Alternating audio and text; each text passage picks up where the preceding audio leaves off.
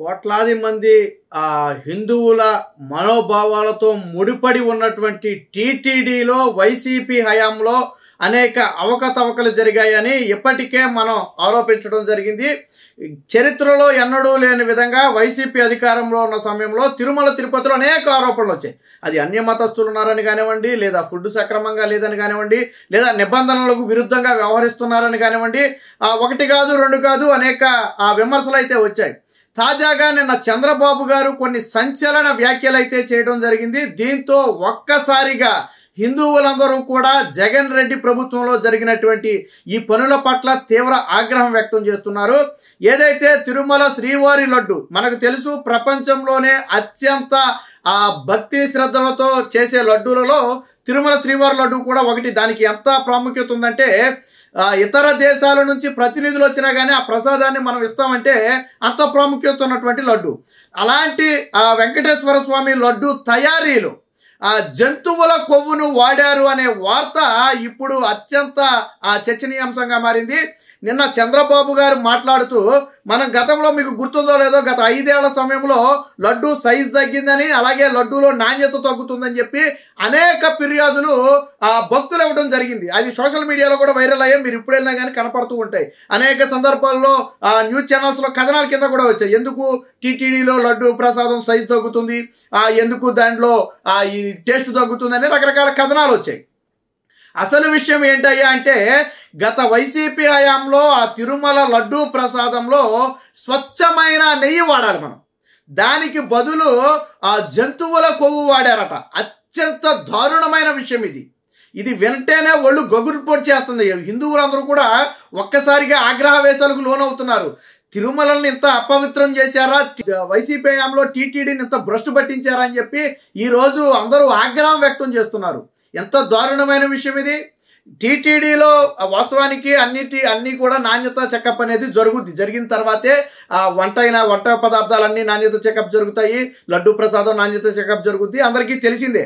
కానీ వైసీపీ వచ్చిన తర్వాత ఈ నాణ్యత చెకప్ అనేది కూడా తూతూ మంత్రంగా మారింది. గతంలో రైసు విషయంలో కూడా అనేక వివాదాలు వచ్చాయి. టీటీడీలో వాడుతున్నటువంటి రైసు బాగోవటం లేదు, అసలు ఎప్పుడు తీసుకునే దగ్గర నుంచి కాకుండా వేరొక చోట నుంచి తీసుకుంటున్నారు, రైసు బాగోవటం లేదని ఆరోపణలు వచ్చాయి. అలాగే ఫుడ్లో టేస్ట్ తగ్గిందని ఆరోపణలు వచ్చాయి. టీటీడీకి సంబంధించి గతంలోనే ఒకసారి నాణ్యత చెకప్కు పంపిన సమయంలో దీంట్లో కల్తీ నెయ్యి వాడుతున్నారని రిపోర్ట్ వచ్చినట్టుగా ఉందని చెప్పి చాలా స్పష్టంగా గతంలో 22/2024లో శ్రీవారి ప్రసాదానికి వాడిన నెయ్యిని national accreditation board of testing and collaboration laboratories NABLకి పంపితే అక్కడ అందులో కల్తీ నెయ్యి వాడుతున్నట్టుగా రిపోర్ట్ వచ్చిందని చెప్పి ఒక రిపోర్ట్ కూడా ఇప్పుడు సోషల్ మీడియాలో అయితే తిరుగుతుంది. అంటే నాడు ఆ టెస్టింగ్కి పంపిన సమయంలోనే ఇది జరిగినట్టుగా తెలుస్తుంది. 1 of the 5 suppliers has not matched the standards and also supplied adulterated ghee అని చెప్పి ఒక రిపోర్ట్ అయితే ఇవ్వటం జరిగింది. అంటే వైసీపీ హయాంలో నాణ్యత ఎందుకు తగ్గింది అనే దానికి ప్రధాన సమాధానం ఏంటంటే, నాడు కల్తీ నెయ్యిని వాడారు అని వాళ్ళే చెప్తున్నారు. కానీ వాడింది అసలు నెయ్యే కాదు. అంతకుముందు వేరొక కంపెనీ నుంచి నెయ్యిని తీసుకునేవాళ్ళు. తరువాత వైసీపీ వచ్చిన తర్వాత ధర్మారెడ్డి హయాంలో దానికి బదులు వేరొక నెయ్యిని వాడటం మొదలు పెట్టారని చెప్పి గతంలో ఆరోపణలు వచ్చాయి. ఎందుకు దీన్ని వాడలేదంటే, వీళ్ళు తక్కువ రేటుకి అడిగితే వాళ్ళు నాణ్యతలో మేము రాజీ పడి తక్కువ రేటుకి ఇవ్వలేము, అందులో తిరుమల శ్రీవారి ప్రసాదానికి ఇచ్చే నేతిలో మేము రాజీ పడలేమని చెప్తే, మీరు కాకపోతే ఇంకొకరి నుంచి తీసుకుంటామని చెప్పి ఎవరో తమిళనాడు నుంచి ఒక కాంట్రాక్టర్ని తీసుకొచ్చి వాడటం మొదలు పెట్టారు. అప్పటి నుంచే ఎప్పుడైతే ఇక్కడ నెయ్యి కాంట్రాక్టర్ని మార్చారో అప్పటి నుంచే లడ్డు నాణ్యతలో తేడా వచ్చింది, దాని టేస్ట్లో తేడా వచ్చిందని చెప్పి ఆరోపణలు కూడా ఉన్నాయి. మరి ఎందుకు సక్రమంగా సాగుతున్నటువంటి దాన్ని ఎందుకు తప్పించారు? ఒకవేళ మనం ఏదైనా ఒక సంస్థను తప్పించాలి అంటే దానికి ప్రధాన రీజన్ ఏదో ఒకటి ఉండాలి. ఒకవేళ నిజంగా వీళ్ళు ఏదైనా కల్తీ చేసో లేకపోతే నాణ్యమైన నెయ్యి ఇవ్వకపోతేనో మనం చర్యలు తీసుకోవచ్చు, తప్పులేదు. వాళ్ళు స్వచ్ఛమైన నెయ్యి ఇస్తుంటే, కాదు మాకు ఇంకా తక్కువ రేటుకి కావాలంటే నెయ్యిని కల్తీ చేయాలి. తక్కువ రేట్ అంటే ఏంటి? నెయ్యిని కల్తీ చేయాలి. అందులో డాల్టానో జంతువులు కొవ్వో ఏదో ఒకటి కలిపితే కానీ అది తక్కువ రేటుకు రాదు. వాళ్ళు అలాగే ఇవ్వని అన్నారు కాబట్టి మీరు తమిళనాడు నుంచో లేదా ఇంకో చోట నుంచో ఇంకొక సంస్థకి కాంట్రాక్ట్కి ఇచ్చారు. సరే ఏ సంస్థకి ఇచ్చినా వాళ్ళు ప్యూర్ జీగానే ఇచ్చుండుంటే ఈరోజు నో ప్రాబ్లం. చంద్రబాబు గారికి టీటీడీ కులదైవం మనకు తెలుసు. వెంకటేశ్వర స్వామి చంద్రబాబు గారి ఆ కులదైవం. అలిపిరి దాడి సమయంలో కూడా ఆయన ఆశీస్సులతోనే బయటపడ్డానని చెప్పి ఆయన చెప్పుకుంటూ ఉంటారు. అందులో టీటీడీ విషయంలో చంద్రబాబు గారు ఎంత భక్తి శ్రద్ధలతో ఉంటారో మనందరికీ తెలిసిందే. అసలు గత 5 ఏళ్లలో నిన్నెవరో టీటీడీ చైర్మన్ వైవి సుబ్బారావు అలాగే బోమాన కరుణాకర్ రెడ్డి మాజీ చైర్మన్ ఇద్దరులో రెస్పాండ్ అయ్యారు. ఏమని? మేము ప్రమాణం చేస్తాం, మీరు ప్రమాణానికి సిద్ధమా అని చెప్పి. అసలు మీరు భార్యలతో ఎప్పుడూ కూడా గుడికే వెళ్ళని వ్యక్తులు. జగన్మోహన్ రెడ్డి 5 ఏళ్లలో తన సతీమణిని తీసుకుని ఏ రోజుకి గుడికి రాని వ్యక్తి. మీరు ప్రమాణాలు చేస్తాము దేవుడు ముందంటే నమ్మేవాళ్ళు ఎవరైనా ఉన్నారు? మీ దొంగ ప్రమాణాలు ఎవరైనా నమ్ముతారా? గతంలో జగన్మోహన్ రెడ్డి ఇప్పుడు కాదు, ఆయన తండ్రి బతుకున్న సమయంలోనే లేదా వైసీపీ పార్టీ పెట్టిన సమయంలోనే టీటీడీలో డిక్లరేషన్ ఇవ్వకుండా బలవంతంగా లోనికి వెళ్ళిపోయాడు. సంతకం పెట్టమంటే నేను పెట్టనని చెప్పి బలవంతంగా లోనికి వెళ్ళిపోయినటువంటి పరిస్థితి. 5 ఏళ్లలో ఎప్పుడూ కూడా శ్రీవారి దర్శనానికి జగన్మోహన్ రెడ్డి తన సతీమణిని తీసుకుని వెళ్ళాలా? ఒక్కడే ఒంటరిగా వెళ్ళేవాడు. ఎన్ని విమర్శలు వచ్చినా ఒక్కడే ఒంటరిగా వెళ్ళాడు. సరే, అది వాళ్ళ వ్యక్తిగత విషయం అనుకోండి. వాళ్ళకి టీటీడీ మీద ఉన్నటువంటి భక్తి శ్రద్ధలు అవి. ఈరోజు టీటీడీలో కల్తీది ఇది వాడారు, ఏదైతే జంతువుల కొవ్వు వాడారు అని చంద్రబాబు గారు ఆరోపించారో, ఆయన ఆల్రెడీ కొత్త ఈవోని వేసిన తర్వాత ఒక్కొక్కటి ప్రక్షాళన చేసుకుంటూ వస్తే ఒక్కొక్క విషయం బయటకు వస్తుంది. చంద్రబాబు గారు కూడా అదే చెప్పారు. ఈ గతంలో ఇలా జరిగిందని తెలియగానే ఆయన షాక్ అయ్యాడంట. గతంలో జంతువుల కొవ్వు వాడారంటండి, నెయ్యి కాదండి, అందుకనే టీటీడీ లడ్డు టేస్ట్ పోయిందని చెప్పగానే చంద్రబాబు గారు షాక్ అయ్యారంట.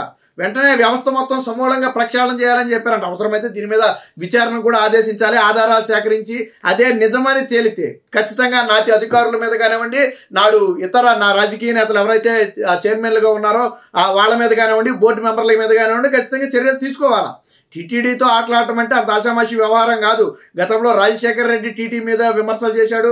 తర్వాత జగన్మోహన్ రెడ్డి కూడా టీటీడీలో అన్య మతస్థులు ప్రచారం చేయించాడని, టీటీడీకి సరైన ఇది ఇవ్వలేదని చెప్పి రకరకాల ఆరోపణలు ఉన్నాయి. సరే, ఏదేమైనా జగన్మోహన్ రెడ్డి హయాం అయిపోయింది కదా అనుకుంటే గతంలో జరిగినటువంటి ఈ ఘటనలు అనేవి అత్యంత గగుర్పొడిచే అంశాలు. కోట్లాది మంది ప్రపంచవ్యాప్తంగా హిందువుల మనోభావాలను దెబ్బతీయటం ఇది.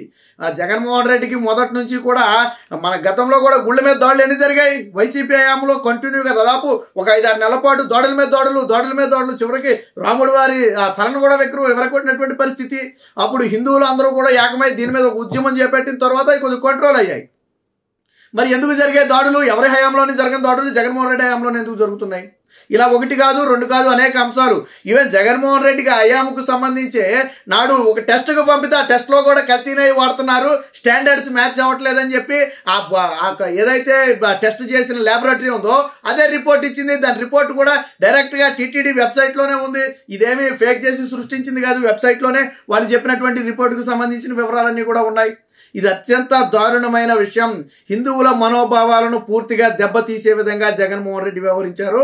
టీటీడీ ప్రసాదంలో, వెంకటేశ్వర స్వామి ప్రసాదంలో జంతువుల కొవ్వు వాడటం అనేది అత్యంత హీనమైన చర్య. భగవంతుడు అన్ని చూశాడు కాబట్టే జగన్మోహన్ రెడ్డికి ఈరోజు 11 సీట్లు ఇచ్చి పక్కన కూర్చోబెట్టాడు. ప్రతిపక్ష హోదా కూడా ఇవ్వకుండా అంత దారుణంగా జగన్మోహన్ రెడ్డిని ఎందుకు ఓడించాడంటే ఉత్తినే ఓడించలా. నువ్వు చేసిన పాపాలే నీకు శాపాల కింద తగిలాయి. ఎంతటితో ఆగిపోద్దంటే ఆగిపోదు. హిందువుల మనోభావాలు దెబ్బతీసిన వాళ్ళు ఎవరు కూడా బాగుపడినట్లు చరిత్ర లేదు. అన్ని మతాలను గౌరవించాలి, వారి పద్ధతులను గౌరవించాలి, అందులో ఎటువంటి సందేహం లేదు. ఇక్కడ హిందూ ముస్లిం క్రిస్టియన్ అనే తేడా ఏమీ లేదు. కాకపోతే జగన్మోహన్ రెడ్డి వ్యవహారం వల్ల హిందువుల మనోభావాలు అయితే తీవ్రంగా దెబ్బతిన్నాయి. దీని పట్ల ఇప్పుడు ఒక ఉద్యమమే రాబోతుందనే ఒక అనుమానం కూడా ఉంది. జగన్మోహన్ రెడ్డి చేసినటువంటి అతి పెద్ద పాపాలలో టీటీడీ ప్రసాదంలో జంతువుల కొవ్వు వాడటం కూడా ఒక పాపమేనని చెప్పి ఇప్పుడు బలంగా హిందువులందరూ కూడా నమ్ముతున్నారు.